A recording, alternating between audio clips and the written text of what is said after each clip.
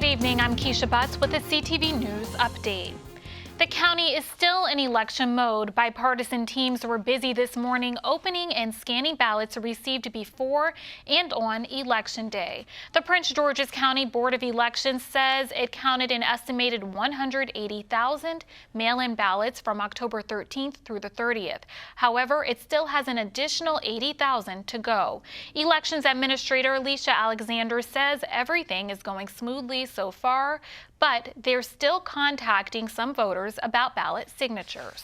We're still attempting to contact those individuals who did not sign the oath on the back of their ballot envelope so they can cure their, so that we can resolve their issue, because we're still planning to count them if we can get their signatures, because of the fact that they submitted those envelopes and their ballot well before the election. Alexander says she anticipates they will be counting ballots through November 13th.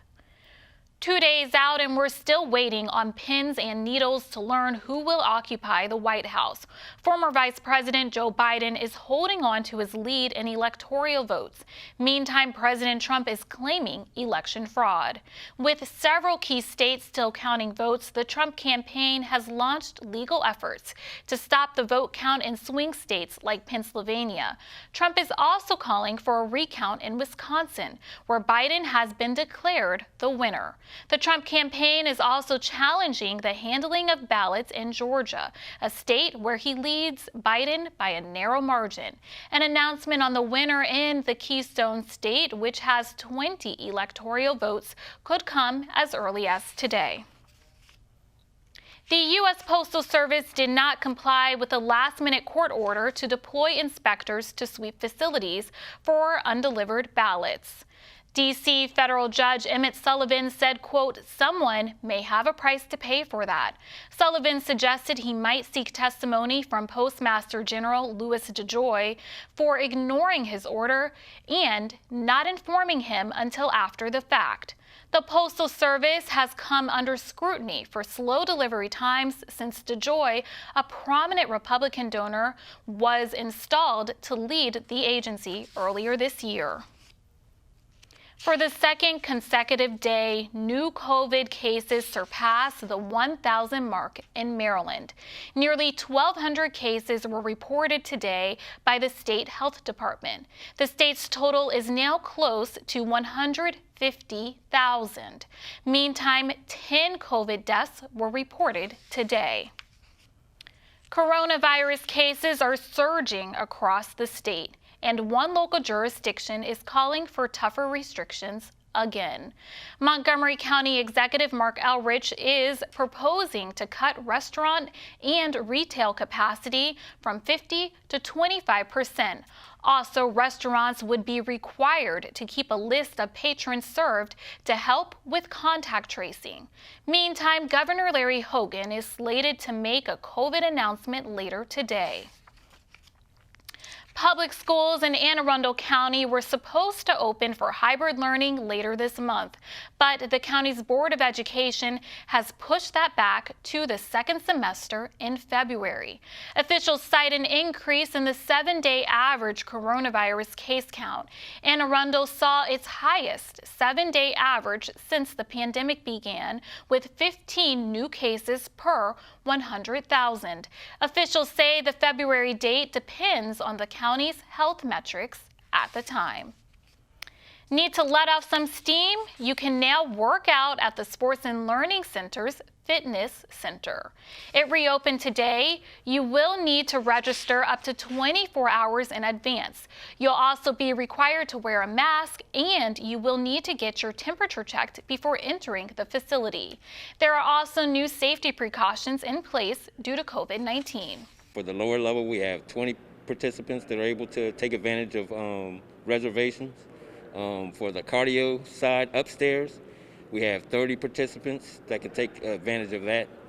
We have disinfecting and cleaning that goes on between each session. The session time frames are 2 hours, just to keep it limited throughout the day. I believe we have 6 sessions provided daily, all the way up until 8 p.m. at night. To register to work out, visit pgsportsandlearn.com. More COVID relief funds are now available for Maryland restaurants, entertainment venues, and artists. Governor Larry Hogan says $250 million in assistance is available for restaurants, independent artists, art organizations, entertainment venues, and Main Street businesses. Restaurant owners seeking grants must apply through their local governments. Governor Hogan recently declared that Maryland was one of the top 10 states nationwide census results, with 99.9% of the state's population being counted. But a local council member says she knows of at least one area that was severely undercounted in the county: the apartments surrounding the mall at Prince George's. The mall at Prince George's, it's critical around there what occurred. We have the 2010 numbers were actually at 59.8, and we only were able to come in at 42.1%. And we did so much to try to improve the outcomes in that particular area. We did a census caravan multiple times. We did phone banking. We provided food for the area. We assisted individuals with the payment of rents. So we worked really hard to try to ensure that the population in that area was being reached out to. And we reached out to all the property managers in that area that were outside of the city limits. And we worked closely with the city of Hyattsville to door knock a lot of these buildings. Is it possible that there were fewer people than there were in 2010? I mean, impossible. There are I would say easily, there may be up to 2,000 to 3,000 more units that had been constructed around the mall at Prince George's. More than 2.2 million Maryland households were counted for the 2020 census. Maryland transportation officials present their draft 6-year capital program to the Prince George's County Council. Among the many topics was an update on how the pandemic has affected funding. MDOT says travel around the region has been cut by about half and that air travel has dropped 95%. That lack of travel has decreased transportation funds for state roadways, leading to a nearly $3 billion reduction in the capital operating budget. Officials say that could affect projects across the board. Congratulations to the county's Principal of the Year. She's Nicole Isley McCure of High Point School. School CEO Dr. Monica Goldson made the announcement this morning during a virtual conference of Maryland principals. The CEO of Prince George's Public Schools is holding another tele-town hall meeting tonight regarding distance learning. Dr. Monica Goldson says the session is aimed at providing families with information to help them make the best decisions for their children. In a survey conducted last month, students and families were asked about their distance learning experiences and returning to in-person instruction. The tele-town hall runs from 6 to 7 o'clock. To take part, call 855-756-7520. The University of Maryland is gearing up to host its 9th annual Good Neighbor Day. UMD, along with the City of College Park and the County Parks Agency, will participate in a hybrid community day of service. The event will include 13 virtual workshops and 10 in-person projects. The workshops will discuss topics like youth leadership, mental health, and social justice issues. To register, visit goodneighborday.umd.edu. Let's get a quick check on our 3-day weather forecast. Tonight, partly cloudy with a low around 48. Friday, mostly sunny with a patchy fog in the morning. A daytime high near 69 and an evening low around 47 degrees.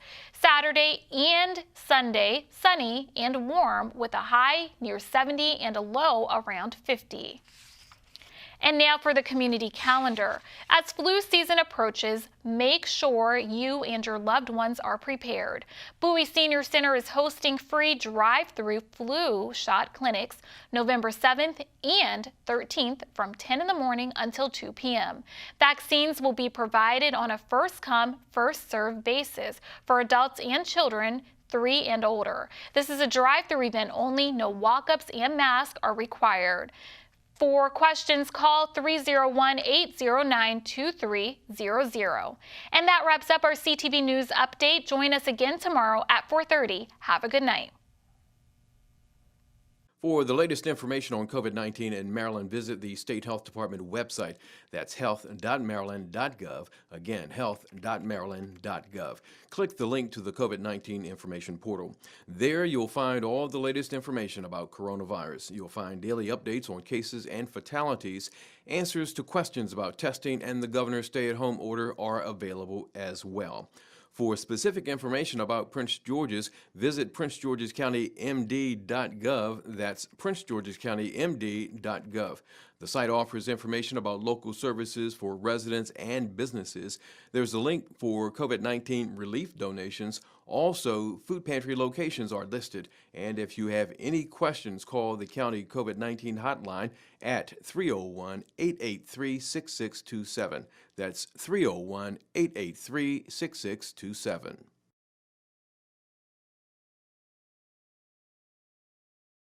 My God. It's another sad day in America. Painful to be introduced to George Floyd during his last breath. With a cop's knee on his neck. He deserves so much more. How many black lives have to be taken before something is done? We are not a threat. I am shaking as I type. This has got to stop. We are sick of it. We need conviction. I just want us all to live. The deaths will not stop until the powers that be are finally held accountable. Don't look away from the truth until every one of us are free from white supremacy. The world stands with you.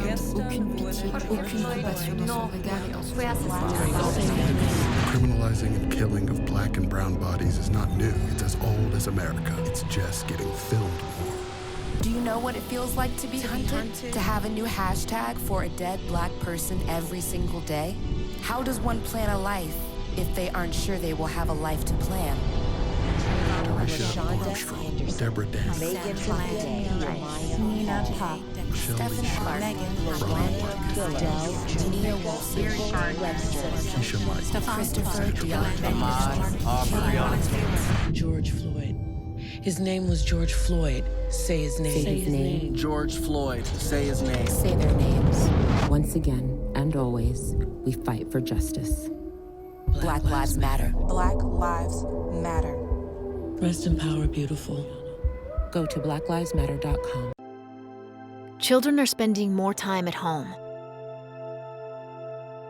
Teachers, parents, neighbors, and friends, it's up to you to keep them safe. Now more than ever, it's important to stay connected. By phone, video chat, and social media. If you have concerns or see changes in a child, be there for them. Ask questions. Seek help. Report suspected child abuse or neglect.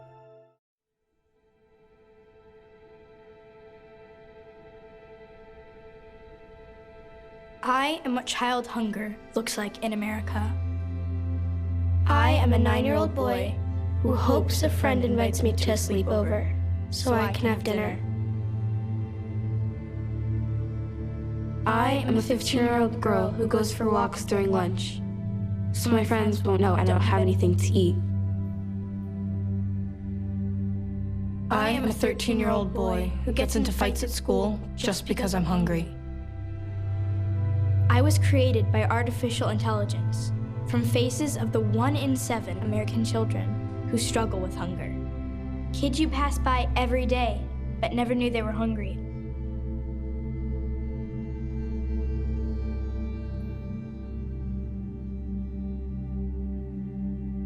Feeding America, 200 food banks strong. It's so sad.